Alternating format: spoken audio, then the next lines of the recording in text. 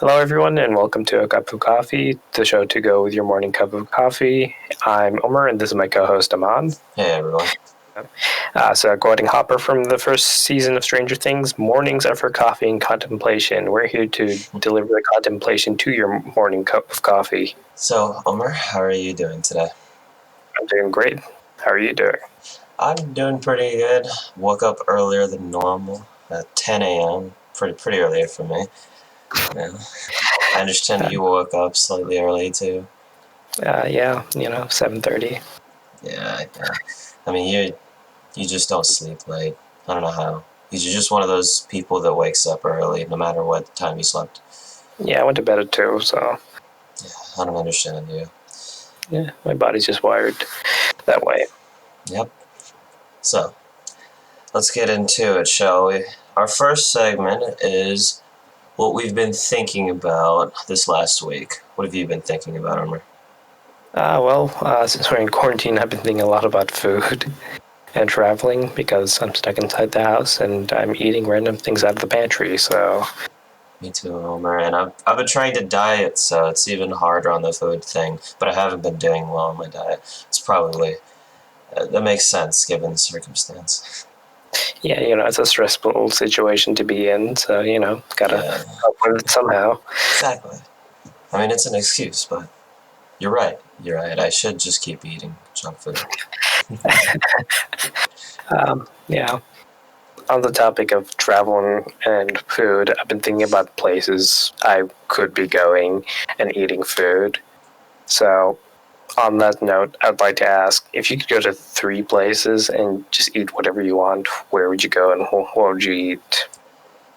So, 3 places. Let's say I have 3 meals in one day, right? And I can go anywhere in the world. Right now, I'm thinking, so for breakfast, I'm going to go to this one place in Chicago. It's called Butterfield Pancake House. I had a waffle sundae there, right? And there was this, so it was like a sundae, and then there's like waffles on the outline. It's so good. And then there's ice cream in the middle. And get this, so they were like, you want a milkshake with it? And I was like, yeah, what flavors milkshake can I have? And they were like, what flavor milkshake do you want? And I was like, I don't know, like banana milkshake. And they were like, yeah, sure, we can make that. I was like, what? Yeah. And then so I had a waffle sundae and a banana milkshake, and like it was the best breakfast I've had in my life. Afterwards, I was like 10 out of 10. Like everyone was like, how it was like, when you eat and you just sit there and you're just like, that's the best meal I've had in my life. It was like one of those moments. It was definitely the most balanced breakfast I've ever seen. Yeah, waffles, ice cream, and banana. Yeah, I had fruit in there, so yeah, so it's technically healthy if it's got fruit in it. Exactly, yeah. So that's my breakfast. And chocolate's a vegetable too, so There you go. There you go. Yeah. And so that's my breakfast. For lunch, let me think. I'm gonna go to Japan. I like sushi, and yeah, I want some authentic Japanese sushi. And if there's anywhere with halal, and halal meaning that essentially it's washed more. Muslims have to eat halal food. We're Muslims, so it's like kosher for Muslims. Exactly. It's more complicated, but that's the gist of it. Yeah, you'll be hearing this quite a lot through the podcast because we're going to talk about food quite a lot through the podcast. So if there's anywhere with halal Kobe beef, I would eat that. But assuming that's not available, I'll have sushi. And then for dinner. Man, that's... I don't know, I'll have the whole world. I'm probably going to go to Pakistan and have Haga kebab, which is like... It's not like a kebab. It's like ground beef. Prepared differently, kind of like prepared like a kebab with the same spices and all that, and the texture. But they don't pack it together. Exactly, and it's so good. I love that. And then there's bihari kebab. So that would be what my last meal consists of. And if we're throwing in dessert, I'll probably have some Peshawari ice cream in Pakistan, like right after. It's my favorite ice cream ever. It's like vanilla, but like a billion times better. I don't know what it is about it. It's kind of like vanilla, but it's just so good. I don't know how to explain it. I can't explain it to you if you haven't tried it. But it's... I don't think I've tried it, so I'm missing out. You are definitely missing out. But that would be my complete day with these 3 meals. And a hell of a day it would be. Yeah, I mean, that'd be a whole bunch of flights you'd have to go on, but, you know. Yeah, well, let's just assume that teleportation has been invented and, you know, we're living way down the line. Wormholes exist, you know. We have, like, mini wormholes that we've created to get to place from Earth, you know what I mean? All right. And how about you, Umar? Well, I'll take a slightly different route. So I think for breakfast, I'd like to hop down over to NYC and just get a fresh bagel from NYC, just because, you know, pretty much the best of everything is NYC, and that's especially the case for bagels. Yeah, I'd imagine. So just a hot bagel with cream cheese. None of that Einstein Brothers nonsense. Yeah, just a solid bagel. Yeah, sounds good. Yeah, and then for lunch, I would also like to head over to Japan. Well, not exactly for lunch. We can skip lunch, but I just want to try all the vending machines they have in Japan, just because Japanese snacks are just so interesting and unique. You could just have snacks for lunch. I mean, there's nothing wrong with that. This is a hypothetical. That is true, and you could also get lunch from a vending machine in Japan. Yeah, you can do that. You can do both for lunch. Yeah, and I mean, you can get eggs, you know, lunch boxes, pretty much anything from a vending machine. You could probably live off vending machines. It might be expensive, but it'd be worth it. Yeah, I mean, just press it, watch your lunchbox get stuck, and scream at the machine for half an hour. And then end up having to get 2. Yeah, well, you know, 2 for the price of 2 and the misery of 10. Yeah, that's what they say, right? Yeah. Yeah, and then for dinner, I would like fish. So I think I'd like to head over to probably to London, because I've had fish and chips there and it was great. You get this, you get it in the little styrofoam box, get this little plastic or wooden fork, and then just eat it on a bench somewhere. That sounds like a vibe. Just fish and chips in the UK on a bench. You set a scene for me, Omar. Yeah.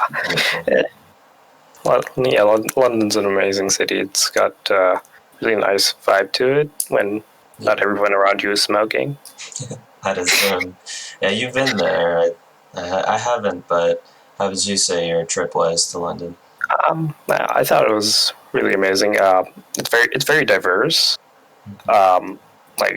Like it's up there with New York as one of the most diverse cities in the world. Like, that's cool. You see people of every race and nationality just walking past you, and you know it's just really nice to see. That's cool. So, what have you been doing to keep yourself busy during quarantine? So, well, if I'm being very honest, video games mostly, because you know I have the time now, and I feel like that's the tough part about quarantine, because I can do whatever I want now. You know, I'm just sitting at home with nothing to do.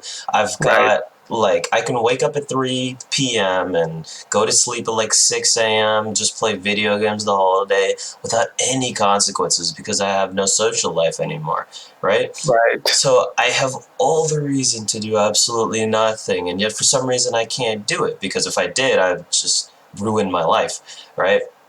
It's just in this interesting thing that I feel like a lot of people are going through right now, where you're like so tempted to just waste your days, but you can't, because you know you can't for some reason. So you're trying to work out, you know, wake up on time and develop hobbies and stuff like that. And I think this is the perfect time to do it, because you have all the time, right? So if you do it now, you develop these hobbies, you start, you know, working on things that you want to work on, make a podcast or something like that, you know. You have all the time to do it and work on it, so you could actually make something, and then still have time left over to relax. So what I've been trying to do, well, I've been trying to do this for a while. I've been developing a video game, and I haven't worked on it as much as I should in this quarantine because I have so much time. But Right. there's that. I've started learning how to draw, which is cool, just kind of for fun. It's That's been very amazing. Yeah. interesting. Yeah. I don't know if you can see very well with this, but I drew this eye Uh, right here. that is a nice eye. Thank you. And so that's for the people listening on Spotify, Google Podcasts. I apologize, but you can check out the YouTube link. You guys just audio. It's a rough sketch of an eye. Yeah, I mean, I would have figured, Yeah. but so. Yeah, so I've been just trying to learn different things, just trying to spend my time wisely, exercise as much as I can, and not wake up at 3 p.m. because that would be unhealthy. Yeah. For me, like it's hard to. It's weird finding a balance in quarantine because you have so much free time. So it's you have to try and find the motivation because on the one hand you have free time, but it's so much because I got laid off, right? So I have so much free time that like it's sometimes it gets hard to find the motivation to do it just because you're just like I've got time, I've got plenty of time, so you're just like yeah, you know what, I'll do it later. I'll just I'll just watch a YouTube video now or play some video games or well, reading a book is a good use of your time. So let me ask, do you tend to feel more productive when you have a job and with school, or when you don't have those things in a way, do you feel like you have more time, or are you more productive then? With my like side hobbies, like obviously I'm more productive when I have school and work just because but like in terms of your things that you're doing on the side. I feel like I've gotten a bit more productive just because when I did have work and stuff, I was so swamped. Like I'd volunteer for 4 hours on Sunday at the hospital, and it was like a half an hour trip in the car back and forth. Mondays, Tuesdays, and Wednesdays I'd work at school, and then on top of that I had school as well. And then on Fridays and Saturdays I'd drive 30 to 50 miles to go to debate tournaments and judge there. So my schedule is pretty much, hell. So I literally had no time for my writing or anything. Yeah, so tell me about your writing as well. Yes. Yeah, so I've been working on a couple of things. I'm working on a collection of short stories. And I'm also working on a novel. The short stories are kind of focused on just exploring different concepts like mourning or mourning nature and just different cycles of nature and just representing them through my short stories. Mm-hmm.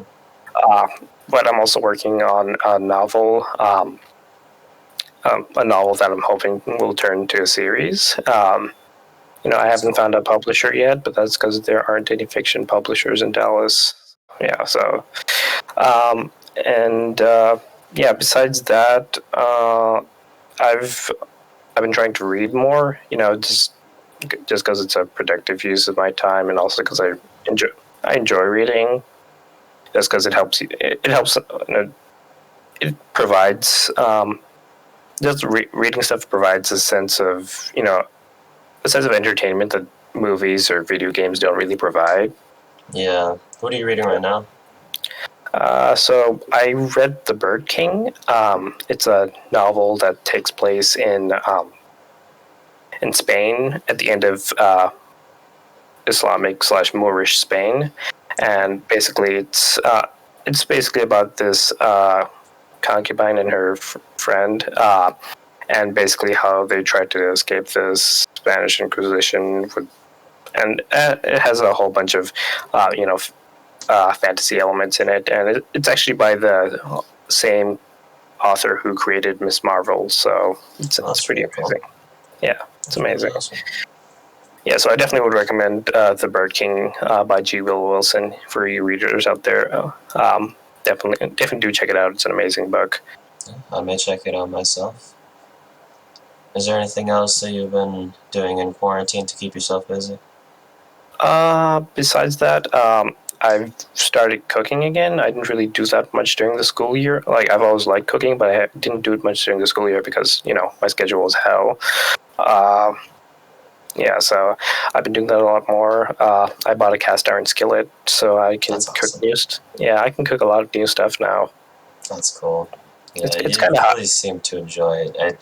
I know you send me all the pictures of your incredible cooking. It looks so good. It doesn't help with the cravings. Yeah. You're the reason I can't diet, Umar. I'm trying to help you.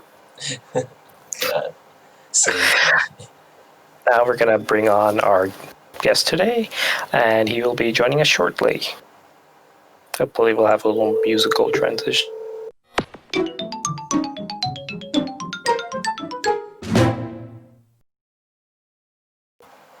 Hey everyone, this is our guest Kamran.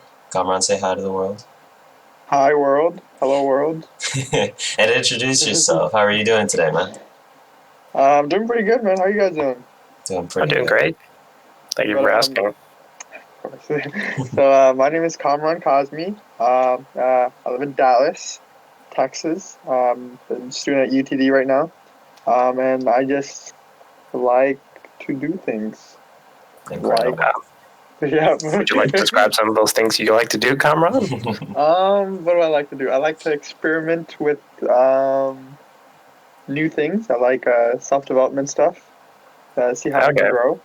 I like. I work with a couple of friends. I work with my co-founders Amaan Jafar and Hisham Abdul Salam on this project called Nourishment.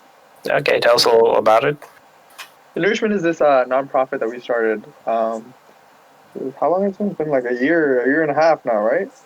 Yeah, it's been a year. Yeah. Wow. And the essential goal was to experiment new ways and new techniques to combat poverty in Dallas, right? And the world. So that's what we did. We just started experimenting things that we could do to help the people around us. That's cool. Okay. We'll ask you about that a little bit more in detail later, but right now I have a very important question that I need to ask you, Kamran. All right, tell me. I'm about to give you 5 categories of food, and you have to choose one to eat for the rest of your life, all right? Okay. Are you ready for this? It's a very important decision, Kamran. Yeah, don't mess this up. Okay. You have Italian, Mexican, seafood, Mediterranean. It's been decided. Mediterranean, by far. Oh, sure. Really? Oh, Mediterranean? I respect that. Does white sauce fall under Mediterranean food? The Hello Guys white sauce? Why not? Why not? There you go. Who are we to judge white sauce? Wait, but does gyro go under Mediterranean? Yeah, gyro definitely goes under Mediterranean. Okay. Well, then why would you pick anything else? I'm saying, yeah, I mean, you could probably survive off of it too. Yeah. You could eat healthy if you wanted. Did you say Italian in there? Did you say Italian? I did say Italian. Yeah. What? You got pizza, pasta. Pizza, pasta, they're there, They're there. But they're like, yeah, but if you have an option of Mediterranean, Okay, you can say the same thing about seafood. For the rest of your life. For the rest of your life, Seafood's good. Seafood's good, I understand. But at a certain point, seafood starts blending in and almost starts tasting the same. I mean, there's lots of different kinds of fish, and I know, but you have to go out of your way. As much as I don't like restricting myself to one thing. I'll say that too, right? I like exploring, So I'll ask you guys the same question though. All right, Umar, you can go first. I got to think about this. Me, I'll probably go with Italian. Just because. No way. I can't. Sorry, Umar. Wait, I didn't even finish listing out the 5. because you can Oh, yeah. just. So the fifth one, we'll say, and I'm just making this up as I go, but we'll say Japanese so that I can make the decision a little tougher on Omar. Why would he not put Desi in there? Because I know you're gonna pick Daisy. Yeah, Desi food's fire. I'll pick Italian just because a life without pasta is just not worth living. So Yeah, I get that. Yeah, I do just- love pasta. I really do like yeah, pasta. there's so many different kinds of pasta. You can do so much with it. Have you guys ever seen those the cheese bowl thing where like they put the pasta in the cheese bowl and it's like hot pasta and then the cheese starts melting around it and then they scoop it out? no, but I want Bro, to now. what? It's That sounds like how you make mac and cheese. It's like way cooler mac and cheese. Yes. So that does sound good. I mean, You've had fried mac and cheese, right, Kamran? Yeah, we had We had it at Cheesecake Factory, right? Was that fried mac and cheese? You didn't. I don't know if you've had the fried one. I've had the fried one several times. Fried mac and cheese is so good. I don't know. I've never had it personally. So good.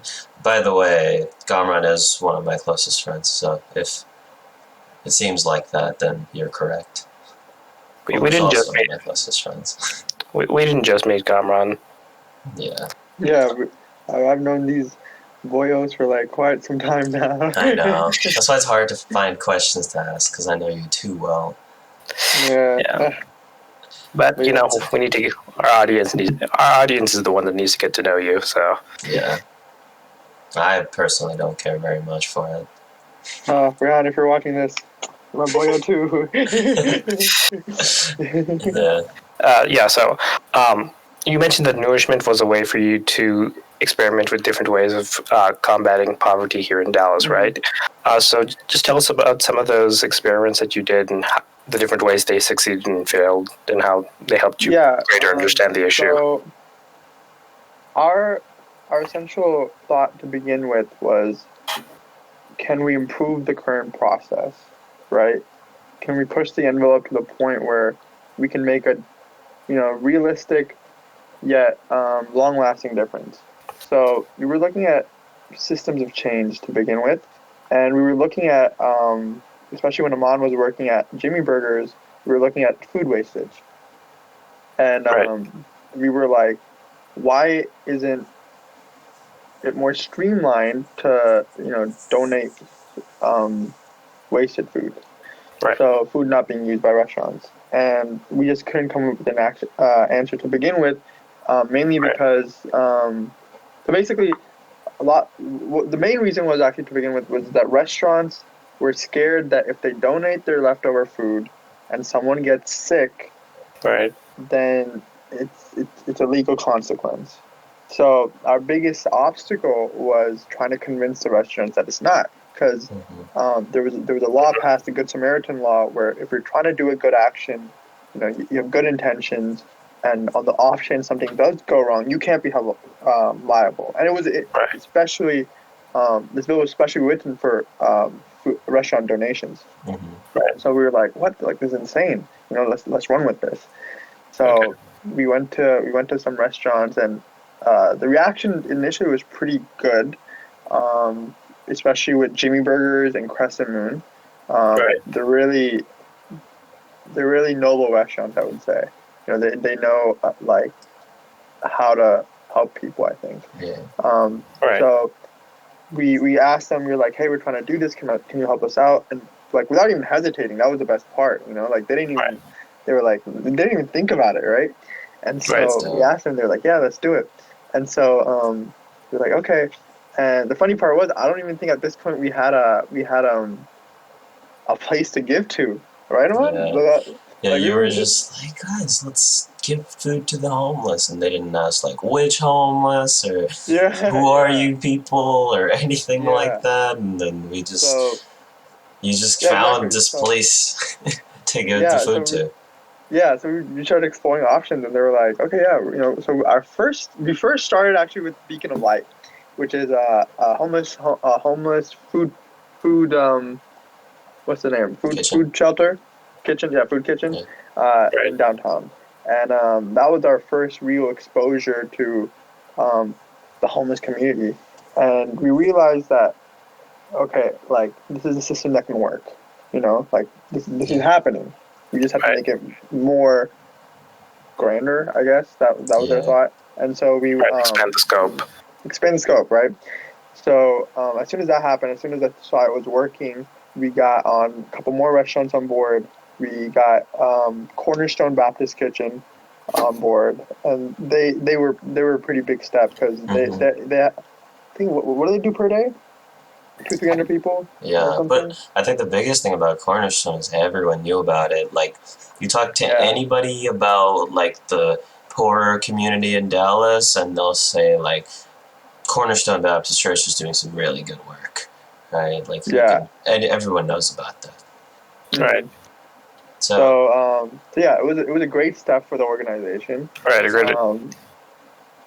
So and then once it started getting streamlined, we were like once the process was almost automatic. Like we pick up the food, we deliver the food, people get the food. We were like, how can we expand more now, right? Like how can we focus on other areas? And so after that, we really branched out and every direction we could think of. Yeah. Like I remember there was a medical project that we were like, let's try to do that. Let's try to connect the clinics. There was because you see like all the different problems, and you just like once you're there, the only thing you can think of is like, why isn't this being solved, right? Yeah. And then you start to think like, well, how can? And I think the biggest thing that we got out of that experience was the realization that we could do something, right? Because when you start to think, why is it not being solved, and you start to think about how it can be solved, you start to think, like, maybe it's not that hard. Because if you can get food from a restaurant and give it to people, and nobody else was doing that because nobody thought about it, maybe nobody thought about these other solutions too, right? And so you can, work on a medical project, get the medical supplies, you can like help them get jobs or whatever, education, and that's kind of what we started thinking. But yeah, so we tried branching out, and that was our first mistake, So basically it was a case of you guys overextending and basically trying to do too much at once. Yeah, because we got the confidence now, right? We're like, yo, like we're doing this, like this is happening. Yeah, overconfidence. And I would say overconfidence is just as bad as no confidence, Right. So debatable though. I wouldn't say, like, who would you be more afraid of? Someone that's full of himself, or someone that like doesn't have any confidence in himself whatsoever? Say you're like a gladiator and you're in a coliseum and you have to fight someone that's way too confident in themselves, or someone that's not confident at all. Who would you be more scared of? I agree with you, but let me play devil's advocate here, all right? Would you rather, because you gotta remember, the overconfident person has something to lose. Right, so that's what I think I think my take is it's a case of like Icarus, where no confidence is, you stay on the island and you basically just rot and stay in the status quo for the rest of your life. Well, you survive, but it's not great. It sucks. It sucks. You're not doing anything. Yeah, 100%. But overconfidence is the case of you flying too close to the sun. Your wings fall off. You drown. This is completely not completely off topic, but I was reading this one thing, and I think me and Amaan probably have a conversation, but I was really looking more in depth about this yesterday, and I was just so stoked. Like it was like this is insane. Mm-hmm. So there's this concept. It's in I don't mean to get super religious or anything, right? But there's an Abrahamic concept where the question arises that we didn't choose free will, did we? Right? We didn't choose to live, because angels don't have that that, what is it, the dilemma, to do good or bad. Right. They have to do whatever God instructed them to do. They can't move an inch actually without the permission of God, right? Right. So and I know you two probably know this story, but like Allah basically asked the angels, listen, you can have freedom of choice, freedom of will, right? And if you fulfill the responsibilities that come with it, you get it all. You know, I pull the curtains, and you get Treasure Island. You get paradise. You know. Yeah. Right. But right, there's a caveat. There's a if you don't fulfill your responsibilities, it's doom and gloom. It's it's hell. It's hellfire. It's literally right. Yeah. Like, and just the thought of that, right? It made them flinch. It made them hesitant. It made them scared. In fact, they use the word afraid, right? And so the angels are like, no, like this is too much. Like I can't risk that, right? I'm not, and as Umar said, I'm not confident enough, right? And so then, yeah, it's in a sense like staying on that island. Staying on that island because you don't get to fly, but at the same time, there's no chance that you go too close to the sun. Yeah. So, and then they asked the mountains and they asked the stars, and until they all said no, right? Right. Who would be that foolish, to risk that much, right? Yeah. And then they asked, mankind, right? They asked, like, so the idea is that when we were asked this question, right, we took into account that, okay, we could lose, we weighed out the risks and rewards, the pros and cons, and we were like, you know what, we have to, right, because it's there, right? And it reminded me, and it's so crazy because the morning of that morning I was reading it, I was going through John F. Kennedy's space speech, right? And he talks about speech. Dude, it's my favorite speech. Like, it's up there with I Have a Dream, right? Yeah. Because he talks about this I forgot the name, but this guy who climbed Mount Everest, right? He ended up dying on Mount Everest. And they asked him why he did that before he climbed. Why do you want to do this? And he was like, because it's there. I have to, right? That's so awesome. He also talks about we don't do it because it's it's easy. We do it because it's hard. It's a challenge. We have to, right? If it's there, we're not creatures of complacency. We're creatures of we're explorers. G.H. Hardy said we are explorers of infinity, chasing absolute perfection. Yeah. So that's why there's a risk taker in all of us, right? Like a little bit at least. And that's why every time you push yourself out of your comfort zone a little bit, no matter who you are, you feel proud of yourself afterwards. You feel like that's the right thing, like that's where I need to be going. That's what I need to do. In a sense, right? Like, it's a very entrepreneurial belief, like you said, right? And if you think about it, like the person who accepts that deal, at its core, he's an entrepreneur, right? He looks at the risk and he says, you know what, the reward could be greater, and he aims for it, not because like he can or he needs to, right? But just because he can. Exactly. And so, and it has driven humankind, the human race forward for a millennia. It's insane. So, but yeah, I just thought that concept was really cool. Yeah. Yeah. And circling back to, I apologize for cutting off over you. Go ahead. Yeah, I was just saying, I guess that's why we as humans tend to really enjoy stories of heroes. Just because they can stay in, like, their city or their village or, at their high school. Yeah. They don't have to become heroes. Yeah. That's why they're also so relatable to an extent, like especially Spider-Man, right? Because in so many of the comics and the movies and shows, right, like he thinks about quitting and going back to his normal life as a high schooler. But you don't want him to do that because you are a normal high schooler and you know that it's not as great as being Spider-Man is, right? And so you're like, dude, you're a hero. Why wouldn't you want this? But then you see what he's going through, and to an extent it's relatable because we all want to be that hero, right? Yeah.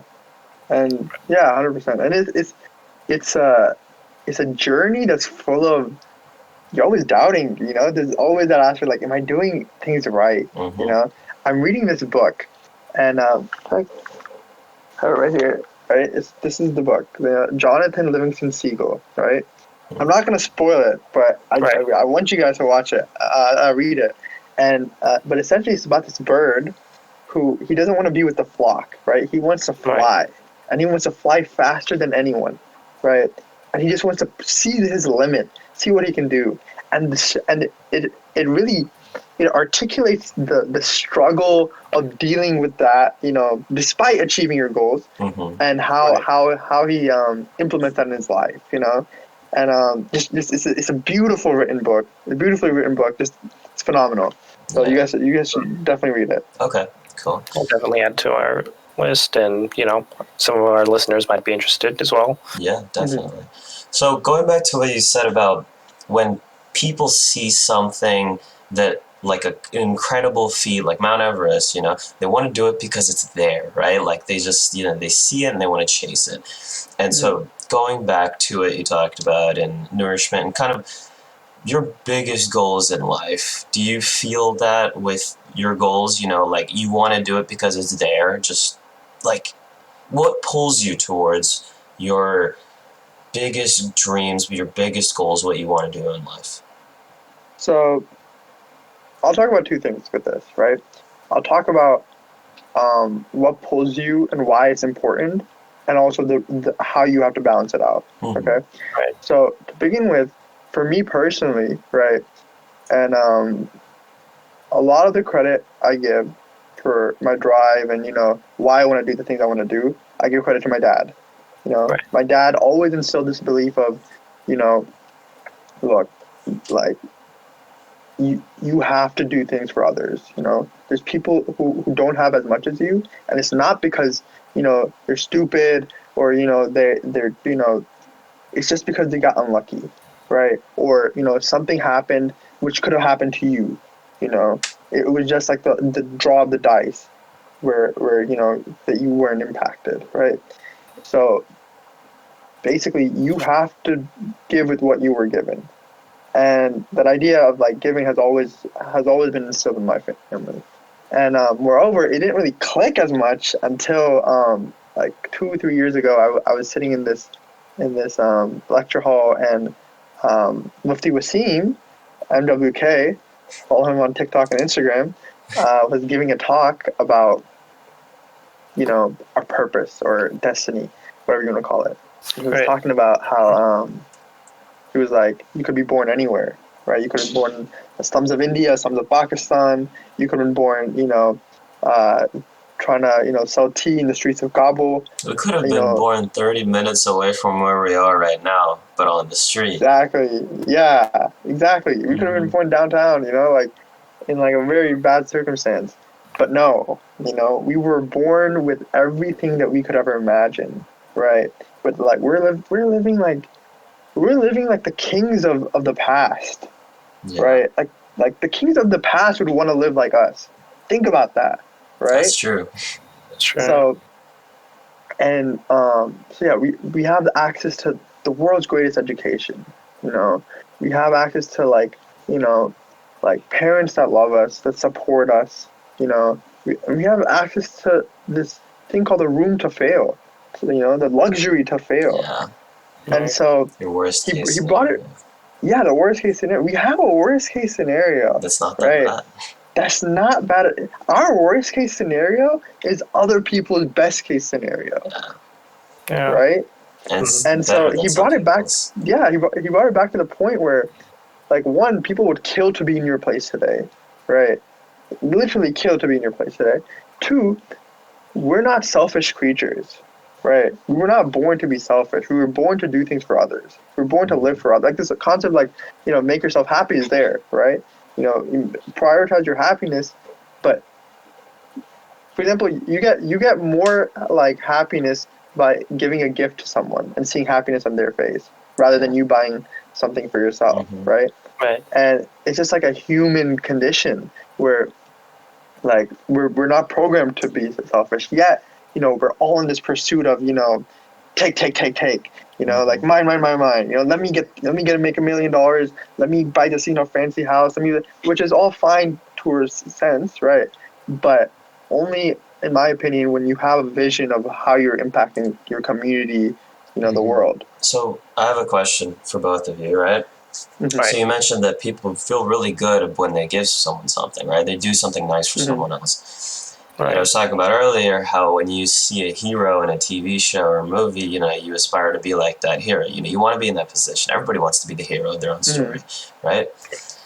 Is that because they want the glory and the validation, or because they genuinely feel good about doing things for other people? I think it's a mixture of both. I knew it was going to be both. It's a mixture of both, but in different amounts for each person. Yeah, I get that. Like, ideally, you want to be more on the side of wanting to help each other, but there's always going to be a small part of you that appreciates it when people praise you, because that's just being human. You like being told that you're doing nice. Yeah, and I think when that part's you might feel shy about it and be like, don't say it, but you like it a little bit. Mm-hmm. Yeah, and then when you get a little bit of it, I think it kind of feeds that part of you that wants validation and then makes it want more, right? Yeah. So like the more you limit it, the more you're doing things for the right reason, with the right intention. Yeah, I think it's a good, how they say, it's a good servant but a terrible master, right? Yeah. Where, and you can't, again, like Umar said, there has to be, it's a mix because we're human, you know? And, but yeah, like me and you talk about this all the time, Amaan, right? Like, because being on the, sort of like a forefront of something where your goal is to help other people, right? How do you maintain your intentions? Exactly. And I always wonder about, other people who I widely respect, like, do they go through the same thing? Like, do they go through this struggle? And I just can't see them going through it, but like, I'm sure they do. And for me personally, it's been like, how do I combat that side of me, right? Who wants, the ego boost or the praise, or how do I shut that down to the point where like, I'm focused on more, because in every decision there's a duality in you, right? Oh, I can do bad, I can do this, I can live selfishly, but which side do I want to choose,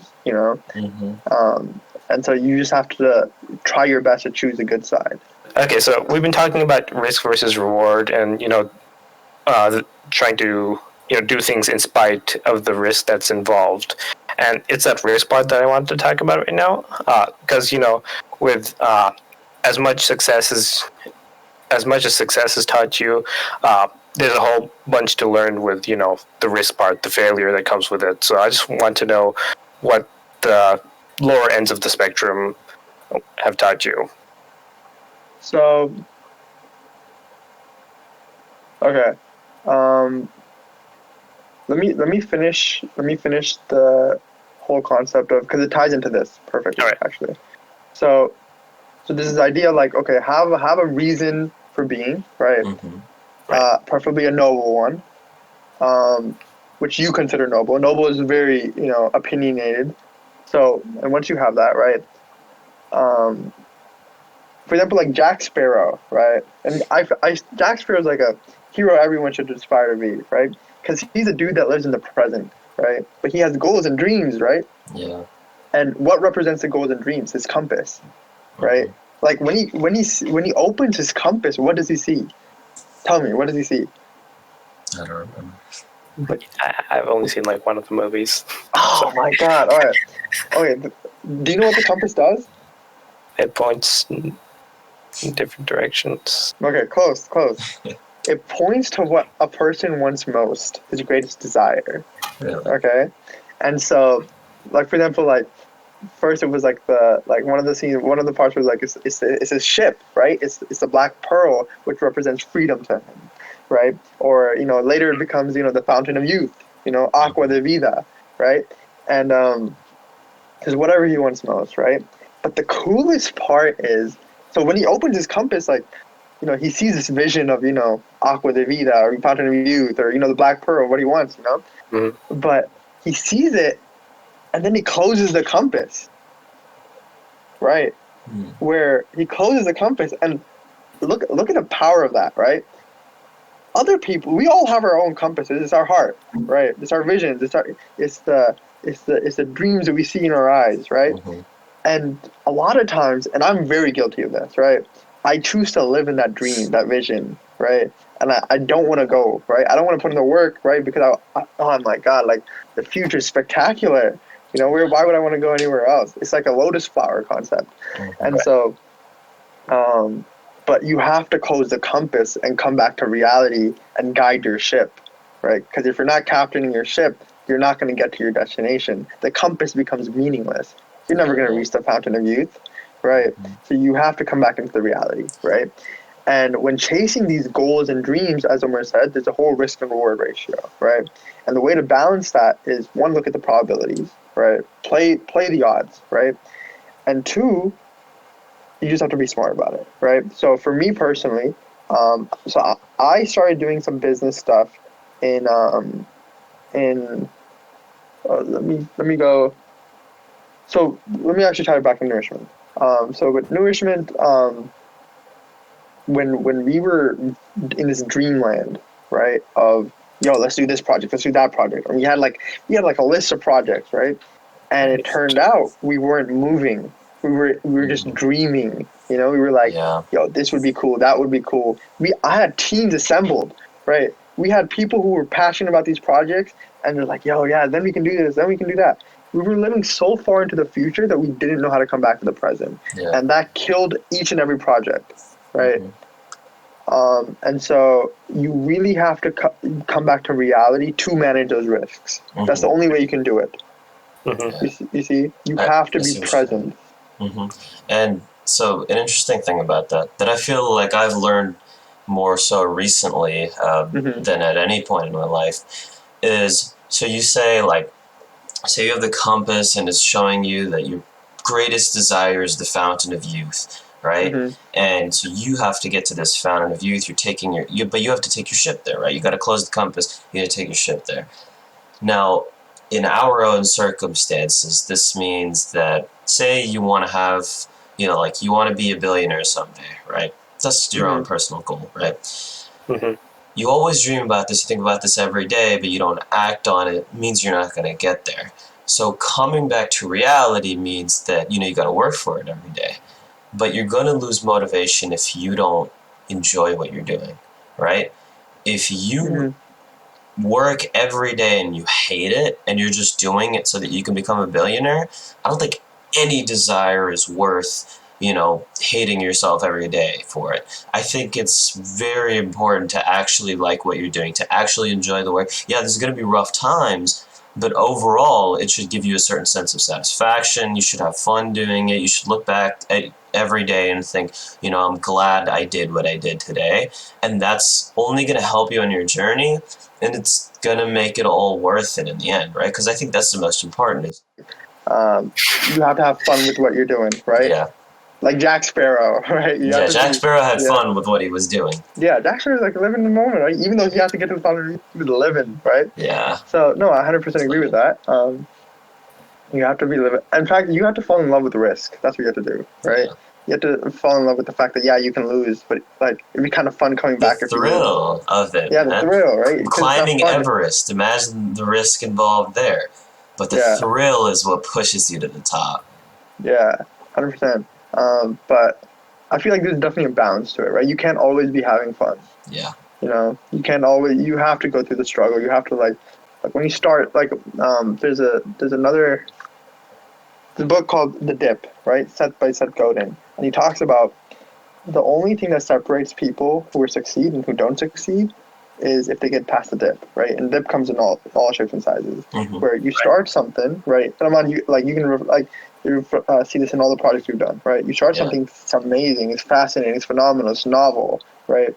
And it's going, and then it starts getting not so novel. It's kind of boring, this is kind of hard, right? And you go into this dip, and then, but if you come out of this dip, right, and you make it out, and you let me just put my head down and put in the work. This is where you have to put in the head down and put in the work. Yeah. You come back out stronger, right? In fact, you start having fun again. Yeah. But you have to get through that dip, and if 100%. You don't get through that dip, you're not going to succeed. Exactly. Yeah, I think that's the perfect way to describe how you do have to have fun with it, but you have to be willing to bear with the hard times, which can last a couple days, couple weeks, right? But it's going to be over, and then you continue having fun with it. until you eventually succeed and achieve what you want. Yeah. It's like having a caterpillar, right? When you have the caterpillar, it's cute, it's nice, but then you have that larva stage where it's not larva, like the cocoon stage. Yeah. Where it's ugly, it's not doing anything. You're not enjoying this, but if you don't wait through the cocoon stage, it's not going to turn into a butterfly. A beautiful metaphor. Yeah, actually, I was watching Lost. I don't know if you guys have heard of it, but and I don't want to spoil too much of it. And I think we'll have to end. Yeah, I think we'll have to end with this story. But there was this guy. They're stranded on an island. Their plane just crashed. There was this guy on there who was addicted to drugs, and they just crashed on an island. So he's running low on his supply. And there was this guy that that wanted to help him get over it, right? He realized, he was like, yeah, this guy's clearly addicted. And so he wanted to help him, and he was like, you know what, like, give it to me. Like, I think he took it from him, right? Takes it, and he's like, all right, you get to ask me 3 times for this, for your stash, and on the 3rd time, I'll give it to you, right? And then, so he asks him, just the first time that he did it, it counted as the first time.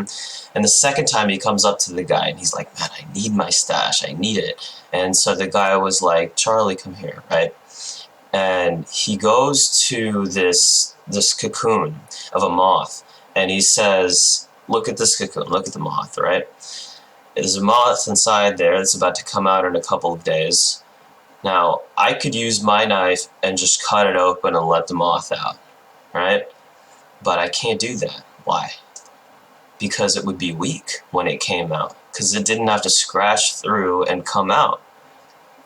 And he relates that to Charlie, who's addicted to drugs, because he says, if you don't have to scratch out, if you don't have to struggle to get out, then you're not going to be strong when you come out. You have to go through the withdrawals before you can be better.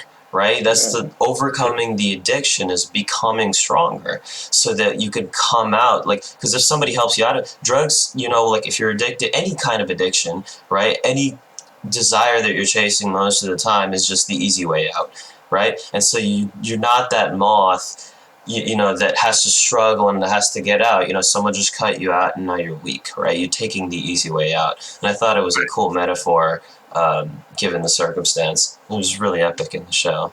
I just thought I'd mention it to you guys. Yeah, I might have to check out Lost. It's great. Yeah, I heard the ending wasn't great, so I don't know. I'm only on season 1, so don't say anything. I hate when people do that. Like, why even bother now? Yeah, that's what happened with me for Dexter. Like, I finished season 4. I was like, that's so good. And they were like, yeah, season 8 sucked. And I was like, okay, no. Season 8 didn't suck. The ending wasn't. It was good. It was good. It just wasn't like, what? Like, yeah, Amaan seems to have a lot of experience with season 8's being. The Game of Thrones has 8 seasons? Yeah. Is that what you're talking about? It hurts. It still hurts. But that is all we have time for right now. All right, guys. Better conversation. That is the episode. That is the end of the pilot for A Cup of Coffee. Be sure to follow us on Twitter and Instagram at acupofcoffeepod and email us at acupofcoffeepod@gmail.com if you're interested, or tweet at us or send us a DM on Instagram if you're interested in any questions or being on the podcast. Yeah. So I'll see you guys later. See you guys later.